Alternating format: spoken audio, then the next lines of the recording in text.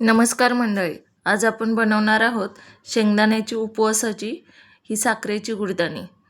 कुरकुरीत आणि खुसखुशीत अशी गुडदाणी करायची आहे. त्यासाठी आपण 1 वाटी शेंगदाणे आणि 1 वाटी साखर घेतलेली आहे.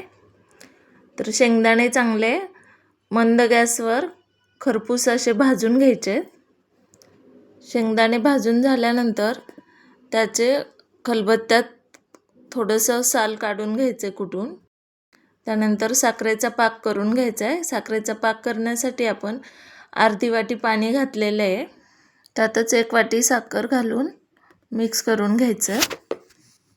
पाक तयार होईपर्यंत आपल्याला सतत ते हलवत राहायचं आहे. त्यानंतर त्यात 1 चमचा तूप घालायचं. पाक तयार व्हायला लागला की त्यामध्ये आपण भाजलेले शेंगदाणे घालून घ्यायचेत आणि मिक्स करायचे. घट्टसर मिश्रण तयार व्हायला लागलं की मग ते तूप लावलेल्या ताटामध्ये काढून घ्यायचं आहे आणि पसरवून घ्यायचं. अशा प्रकारे ही आपली उपवासाची शेंगदाण्याची गुडदाणी तयार होते. खुसखुशीत आणि कुरकुरीत होते. तर तुम्हाला व्हिडिओ आवडल्यास व्हिडिओला लाईक, शेअर आणि सबस्क्राईब करा. धन्यवाद.